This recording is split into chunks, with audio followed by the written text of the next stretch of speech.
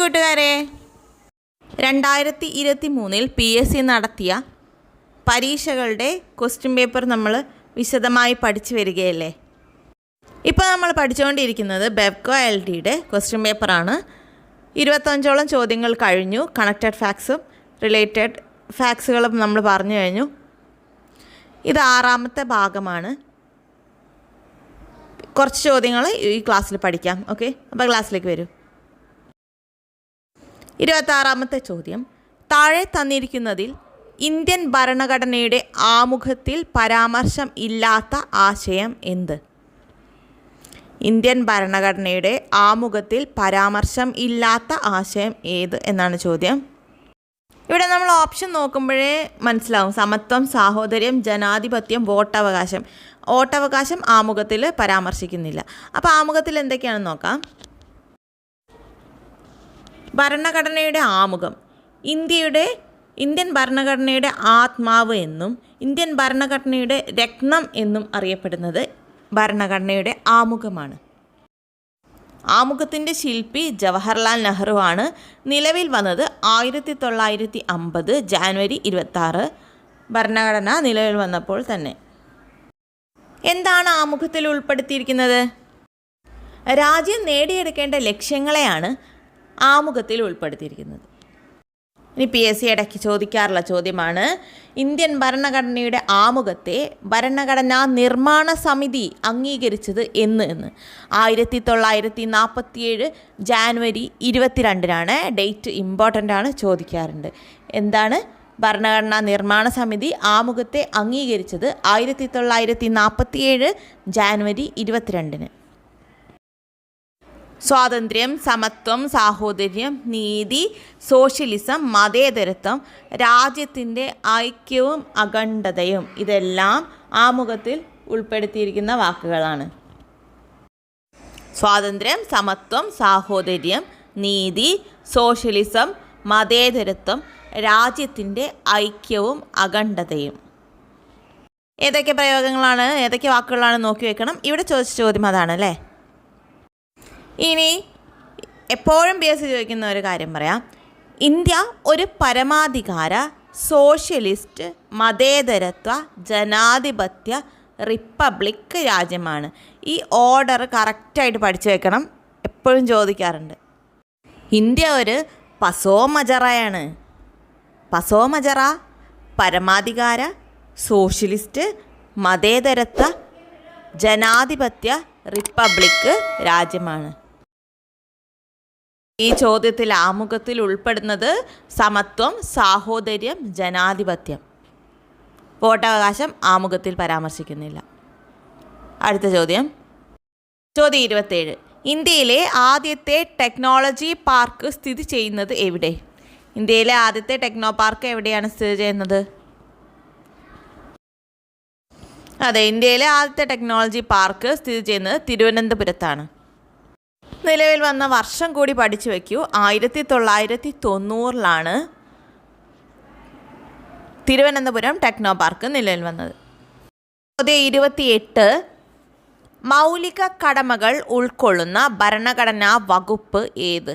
മൗലിക കടമകൾ ഉൾക്കൊള്ളുന്ന ഭരണഘടനാ വകുപ്പ് ഏത്? ആർട്ടിക്കിൾ 51A മൗലിക കടമകൾ ഉൾക്കൊള്ളിച്ചിരിക്കുന്നത്. ഇന്ത്യൻ ഭരണഘടനയിൽ മൗലിക കടമകളെക്കുറിച്ച് പ്രതിപാദിച്ചിരിക്കുന്ന ആർട്ടിക്കിൾ 51A എന്ന് നമ്മൾ പറഞ്ഞു. കടമകൾ എന്ന ആശയം ഇന്ത്യ കടം കൊണ്ടിരിക്കുന്നത് USSRന്റെ ഭരണഘടനയിൽ നിന്നാണ്. ഇമ്പോർട്ടൻ്റ് ആണ്. മൗലിക കടമകൾ ഭരണഘടനയിൽ ഉൾപ്പെടുത്തണം എന്ന് ശുപാർശ ചെയ്ത കമ്മിറ്റിയാണ് സ്വരൺ സിംഗ് കമ്മിറ്റി. ശ്രദ്ധിക്കണം, സ്വരൺ സിംഗ് കമ്മിറ്റിയാണ്. 1976 ഭരണഘടനയിൽ ഉൾപ്പെടുത്തി. പ്രാബല്യത്തിൽ വന്നത് 1977 ജാനുവരി 3. അങ്ങനെ ചോദിച്ചു കണ്ടില്ല, പക്ഷേ 76 ചോദിച്ചിട്ടുണ്ട്.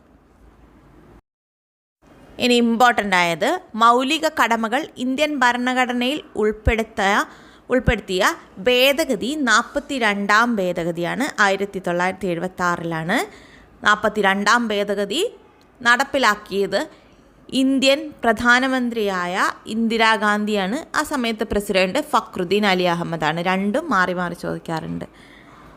ഫക്രുദ്ദീൻ അലി അഹമ്മദും ഇന്ദിരാഗാന്ധിയുമാണ് ഭേദഗതി നടപ്പിലാക്കിയത് 1976. ചോദ്യം 29. കേരളത്തിലെ സ്കൂളുകളെ മികവിൻ്റെ കേന്ദ്രങ്ങൾ ആക്കി മാറ്റുന്ന ഹൈടെക് പദ്ധതി നടപ്പിലാക്കിയ പൊതുമേഖലാ സ്ഥാപനം ഏത്? കേരളത്തിലെ സ്കൂളുകളെ മികവിൻ്റെ കേന്ദ്രങ്ങളാക്കി മാറ്റിയ ഹൈടെക് പദ്ധതി നടപ്പിലാക്കിയ പൊതുമേഖലാ സ്ഥാപനം ഏത്?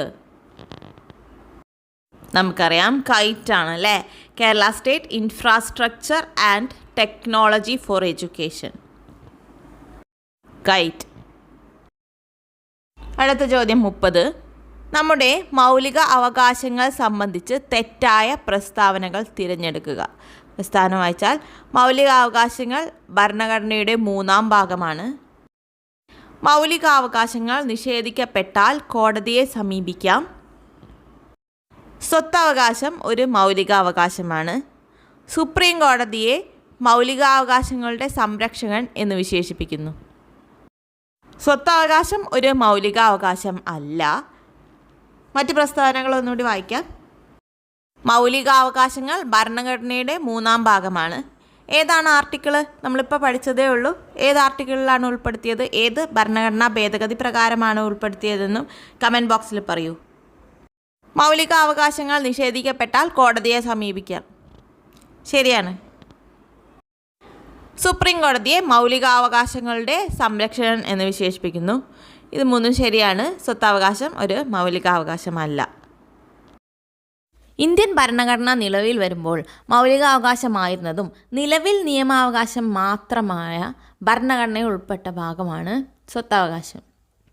അപ്പോൾ നിലവിൽ മൗലികാവകാശമല്ല, നിയമാവകാശമാണ് സ്വത്തവകാശം. മൗലികാവകാശമായിരുന്നപ്പോൾ ആർട്ടിക്കിൾ 31 പ്രകാരമായിരുന്നു ഭരണഘടനയിൽ സ്വത്തവകാശം പ്രതിപാദിച്ചിരുന്നത്.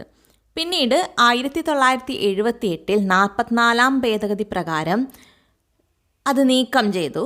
ഇപ്പോൾ 300A എന്ന ആർട്ടിക്കിളിലാണ് അത് പ്രതിപാദിച്ചിരിക്കുന്നത്, കൂട്ടിച്ചേർത്തിരിക്കുന്നത് ഭരണഘടനയിൽ. അപ്പോൾ ഇപ്പോൾ സ്വത്തവകാശത്തിൻ്റെ ആർട്ടിക്കിൾ ഏതാണെന്ന് ചോദിച്ചാൽ 300A.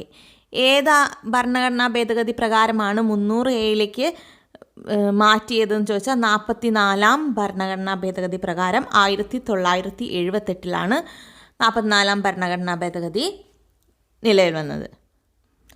ആദ്യം 31 ആയിരുന്നു സ്വത്തവകാശത്തിൻ്റെ ആർട്ടിക്കിൾ. അത് മൗലിക അവകാശങ്ങളിൽ പെട്ടതായിരുന്നു. 1978 44-ാം ഭരണഘടനാ ഭേദഗതി നടപ്പിലാക്കിയ പ്രധാനമന്ത്രി മൊറാർജി ദേശായിയും ആ സമയത്ത് പ്രസിഡന്റ് നീലം സഞ്ജീവ റെഡ്ഡിയുമാണ്. ഈ വർഷം ഇമ്പോർട്ടൻ്റ് ആണ്, ചോദിക്കാറുണ്ട്. ഭേദഗതി 44-ാം ഭേദഗതി എന്ന് ചോദിക്കാറുണ്ട്. മൊറാർജി ദേശായിയെയും ചോദിക്കാറുണ്ട്. നമ്മൾ അറിഞ്ഞു വെക്കുക, പ്രധാനമന്ത്രി മൊറാർജി ദേശായി, പ്രസിഡന്റ് നീലം സഞ്ജീവ റെഡ്ഡി. ഇവർ ചേർന്നാണ് 44-ാം ഭരണഘടനാ ഭേദഗതി 1978 പ്രാവർത്തികമാക്കിയത്. അത് പ്രകാരം 300A എന്ന ആർട്ടിക്കിളിൽ സ്വത്തവകാശം ചേർത്തിരിക്കുന്നു. കൂട്ടുകാരെ, ഒട്ടനവധി ചോദ്യങ്ങളാണ് നമ്മൾ കണക്റ്റഡ് ഫാക്ട്സിൽ പഠിക്കുന്നത്. ഓരോന്നും ഇമ്പോർട്ടൻ്റ് ആണ്. അപ്പോൾ ഇതിൻ്റെ ബാക്കി ഭാഗവുമായി ഉടനെ കാണാം. See you.